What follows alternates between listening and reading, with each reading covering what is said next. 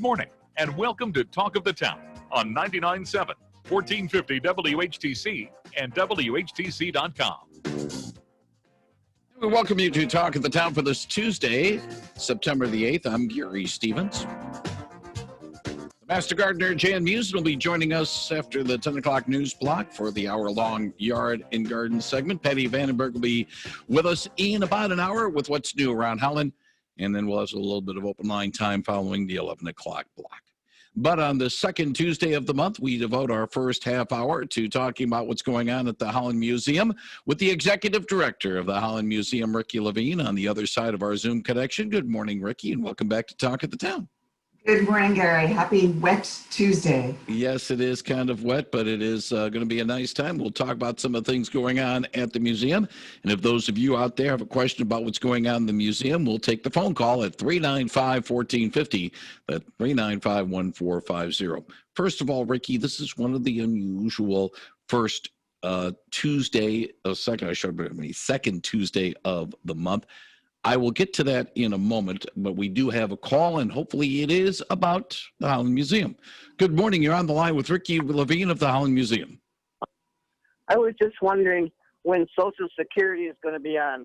That is going to probably not be until after the first of the year because of the fact that the Social Security Administration don't want their staffers outside of the office right now. So they won't be on till first of the year. Probably not until this COVID-19 situation is done. They basically suspended Alan Plum from coming on even over the phone. They said we can't have it right now. Okay, well, thanks a lot. I appreciate the call. 395-1450. Ricki, I apologize because some of our listeners do not listen to the program. We try to devote our calls to our guests, to respect the guests as they are here.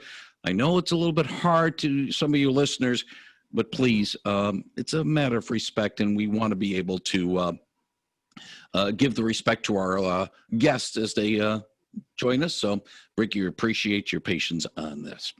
But back to what we were going to discuss to beginning with. This is one of the usual times of the calendar year when the second Tuesday of the month comes before the second Monday of the month. It only happens maybe once or twice a year because when the calendar starts, the month begins on the first, we do have this type of situation. So we can preview the free second Monday of the month at the museum. And that's fun to be able to tell people about what's coming up instead of, oh, you just missed the second Monday of the month being free and open to the public. Yes, absolutely. It is exciting to be able to talk about it before it happens versus after it happens. So our hours have changed since we reopened after the pandemic closing us. And we're open on Mondays and Fridays and Saturdays. But the second Monday of every month, that evening, we extend our hours and we are open from free. So we are open from free from 4 to 7 p.m. every second Monday of the month. And you're right, Gary, that means next Monday is our second Monday for the month of September.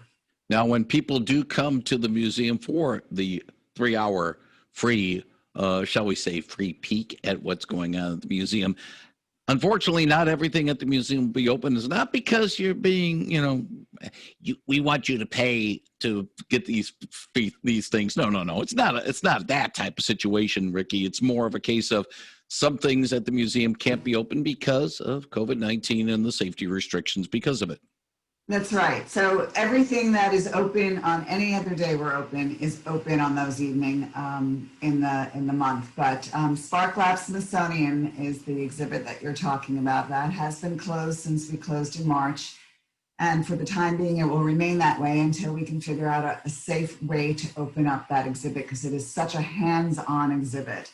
And it's for kids and their families, and kids, have trouble doing a lot of things, social distancing or disinfecting something after they use it. And it's just impossible for the staff and the volunteers to keep up with that. So we are, for the time being, keeping that exhibit closed. We do hope to open it. We know our families are missing it a lot, and our educators are missing it as well. One thing I want to sort of point out, Ricki, for our listeners, and eventually when we'll have this, the video of our Zoom conversation put up on our website at WHTC.com, a link to it as well.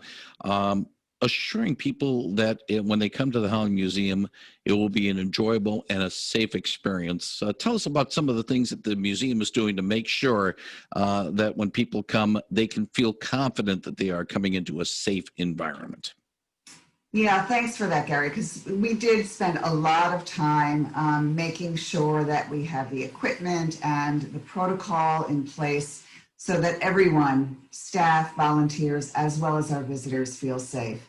And so we follow the CDC guidelines. We also follow the state mandate.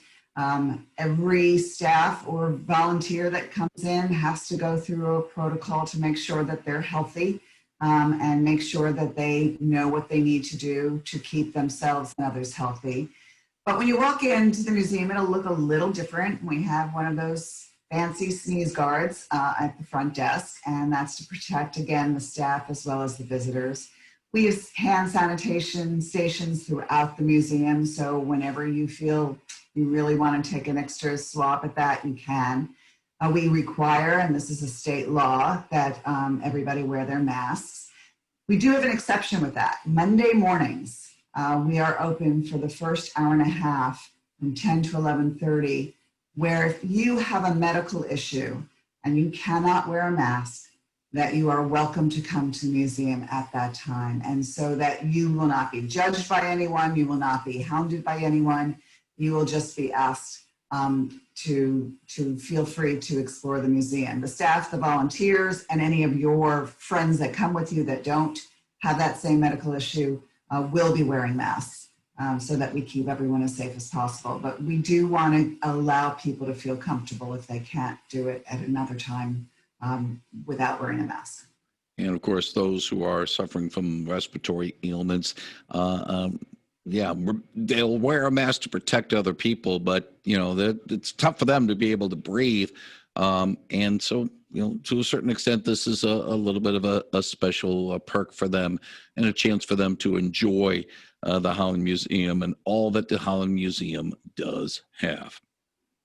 395-1450, 395-1450. And you led to it, the other point I was going to make about that special hour-long thing from 10 to actually 90 minutes every Monday, which, it's not a free situation, but it's still an access situation for That's right. Right. So it's not like you'll be able to get in for free for an hour and a half. No. You'll have to pay. But of course, if you're a member of the Holland Museum, you can get in for free. And before our conversation is over, Ricki, we'll talk a little bit about how you can be a member of the Holland Museum. And there are many perks to being a member that we can talk about too. Yeah, but we'll get to that in a little bit.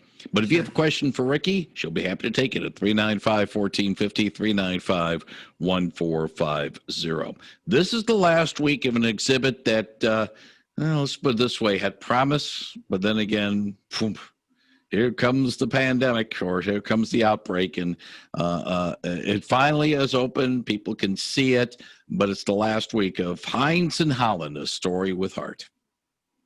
Yeah, this has been a very special exhibit. We've had a lot of people coming intentionally just to see this exhibit.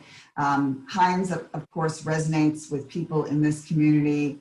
People grew up with the smell of the pickles, or had family members that worked in the Heinz factory or do work in the Heinz factory because it's still going strong. And it's a wonderful exhibit to talk about the origin of Heinz and Holland, and also H.J. Heinz, the founder of the company. And it's called A Story with Heart. It's Heinz and Holland, A Story with Heart, because of who he was in terms of how he thought about his staff, his employees, the people that worked for him.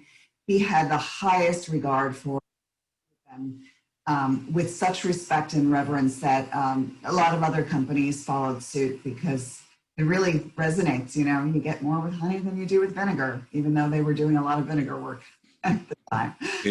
Indeed. 395-1450. Good morning. You're on the line with Ricki Levine of the Holland Museum. Good morning.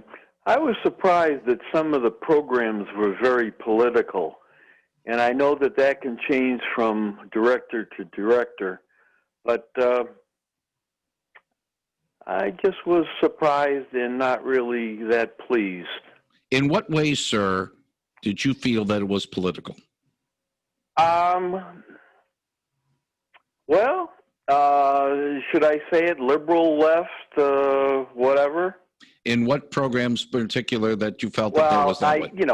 I didn't take notes on particular programs, but I'm just saying that with this particular director, if she runs the whole show, that the slant has been toward political, as if she's trying to get a political agenda across. And I'll close it with that.